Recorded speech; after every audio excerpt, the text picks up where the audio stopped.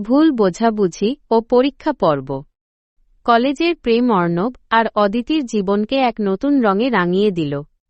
ক্যান্টিনে এক কাপ চা ভাগ করে খাওয়া, লাইব্রেরির শান্ত পরিবেশে পাশাপাশি বসে পড়াশোনা করা, কিংবা ক্লাস শেষে হাতে হাত রেখে কলেজের সবুজ মাঠ পেরোনো, প্রতিটি মুহূর্তই ছিল তাদের কাছে অমূল্য। অর্ণবের লাজুকতা কেটে গেছে, আর অদিতি তার আত্মবিশ্বাসী স্বভাব দিয়ে অর্ণবের জীবনে ভরসা জুগিয়েছে। কিন্তু কলেজের প্রেমের পথ কি সবসময় মসৃণ থাকে? তাদের সম্পর্ক ধীরে ধীরে পরীক্ষার মুখে পড়ল। অদিতি ছিল ক্লাসের প্রথম সারির ছাত্রী। তার বন্ধুরা অনেকেই ছিল তার মতোই পড়ুয়া এবং মেধাবী। অর্ণব যদিও ভালো ছাত্র ছিল, কিন্তু তার ফলাফল ছিল মাঝারি।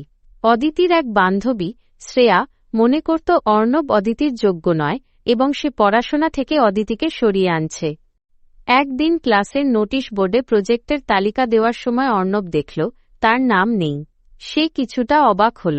পরে জানতে পারল ভুলবশত তার নাম বাদ পড়েছে এবং প্রজেক্টের গ্রুপও চূড়ান্ত হয়ে গেছে। অর্ণব যখন হতাশ হয়ে ক্যান্টিনে একা বসেছিল, তখন শ্রেয়া এসে তাকে বলল, দেখো অর্ণব, অদিতি একটা বড় মাপের মেয়ে। ওর লক্ষ্য অনেক বড়। তুমি ওর সাথে থাকলে ও হয়তো টপ র্যাঙ্কটা মিস করবে। আর তোমার প্রজেক্ট বাদ যাওয়ার ঘটনাটা ওর চোখে না আনাই ভালো। ও এমনিতেই তোমার জন্য অনেক ছাড় দিচ্ছে। শ্রেয়ার কথাগুলো অর্ণবের বুকে এসে বিঁধল। সে জানত অদিতি কখনোই তাকে তার পড়াশোনার পথে বাধা মনে করে না, কিন্তু শ্রেয়ার চোখে সে নিজেকে অদিতির জন্য সত্যিই অযোগ্য ভাবতে শুরু করল। তার মনে হল সে হয়তো অদিতির স্বপ্নের পথে কাঁটা হয়ে দাঁড়াচ্ছে। পরের কয়েকটা দিন অর্ণব নিজেকে গুটিয়ে নিল। অদিতির ফোন ধরলেও সে এড়িয়ে যেত, ক্যান্টিনে বা ক্লাসের পরে একসাথে সময় কাটানো বন্ধ করে দিল। অদিতি বুঝতে পারল কিছু একটা ভুল হচ্ছে। বারবার জিজ্ঞেস করার পরও অর্ণব যখন এড়িয়ে যেতে থাকল, তখন অদিতি কিছুটা অভিমান আর কিছুটা রাগ নিয়ে অর্ণবের কাছে গেল।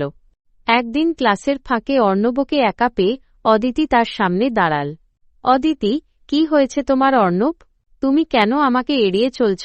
আমাকে বলতেই হবে। অর্ণব মুখ নিচু করে রইল।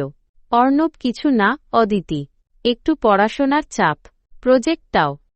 অদিতি, রাগ আর অভিমানে তার চোখ ছলছল করে উঠল। মিথ্যে বলবে না, আমি তোমার পরিবর্তনটা স্পষ্ট দেখতে পাচ্ছি। আমি কি তোমাকে বিরক্ত করছি? আমি কি তোমার পড়াশোনা নষ্ট করছি? অর্ণব মুখ তুলে তাকাল।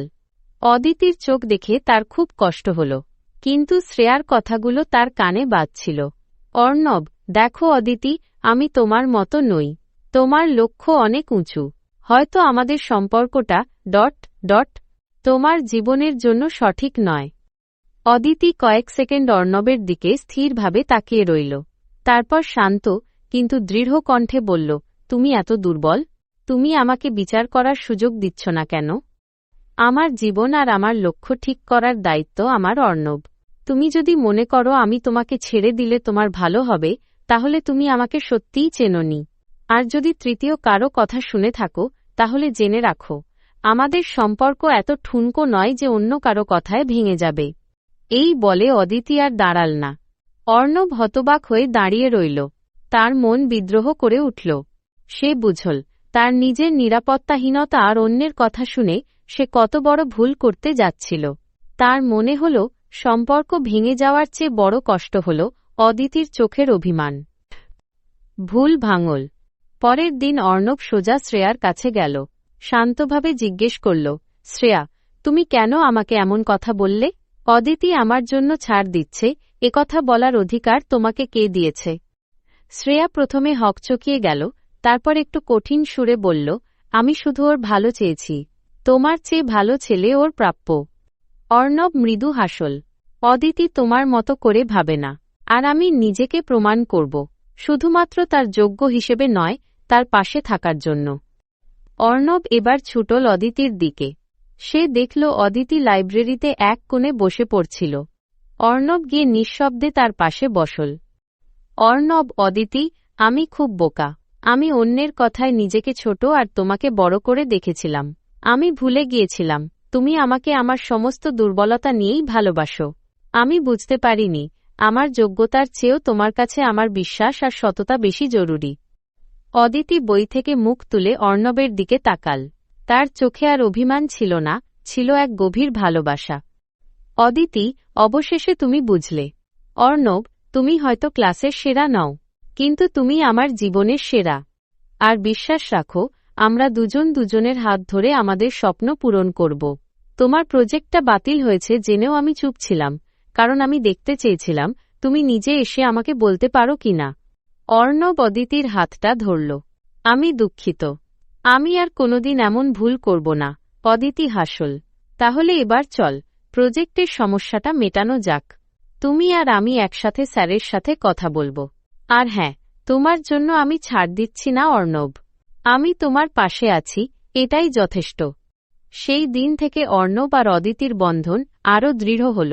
তারা শিখল, ভালোবাসার আসল শক্তি বাইরের কথায় নয়, বরং একে অপরের প্রতি বিশ্বাস আর নিজেদের মনের জোরের ওপর নির্ভর করে। কলেজের শেষ বছরটা তারা শুধু প্রেম নয়, একে অপরের সেরা বন্ধু এবং সমর্থক হিসেবে পার করল, ঠিক যেমনটা তাদের প্রথম দেখা হয়েছিল, এক ছাতার নিচে, সমস্ত ঝড়কে উপেক্ষা করে। গ্র্যাজুয়েশন এবং নতুন পথের শুরু। কলেজ জীবনের শেষ দুটো বছর অর্ণব আর অদিতির জন্য ছিল এক চমৎকার অধ্যায়।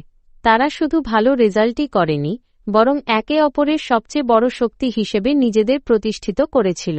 লাইব্রেরি থেকে শুরু করে কলেজের ফেস্টিভ্যাল মাইনান্স, সব জায়গাতেই ছিল তাদের হাতের ওপর হাত।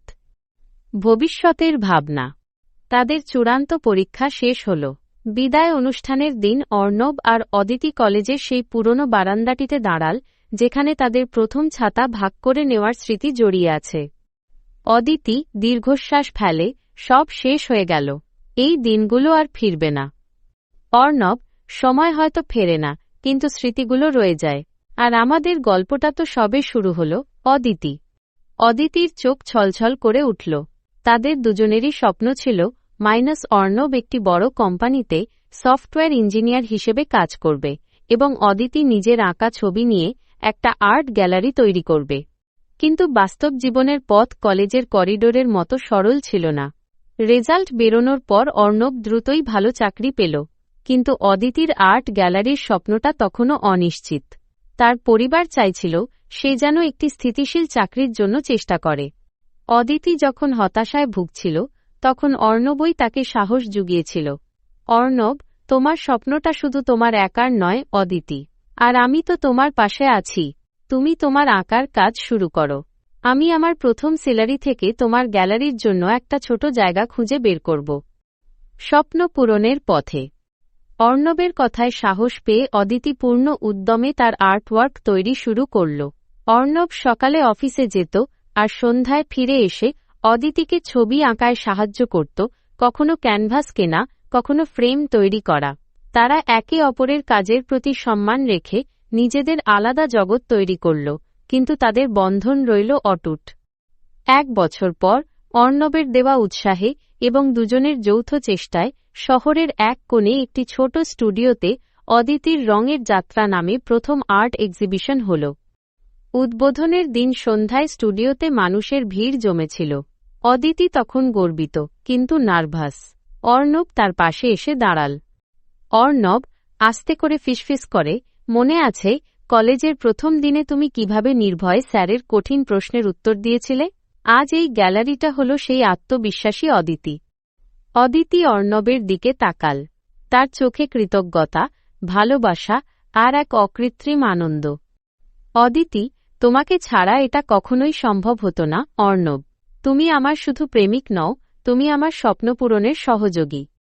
প্রথম প্রদর্শনীতেই অদিতির ছবিগুলো বেশ প্রশংসা পেল এবং কয়েকটি বিক্রিও হল।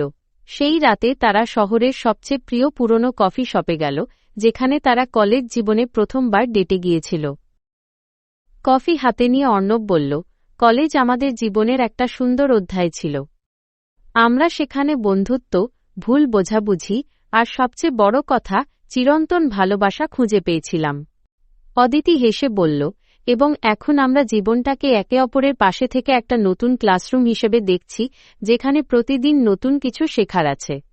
তাদের কলেজ জীবনের প্রেম শেষ হয়নি, বরং গ্র্যাজুয়েশনের পর জীবনের বাস্তবতাকে সাথে নিয়ে আরও পরিণত, আরও গভীর এক সম্পর্কের জন্ম দিল।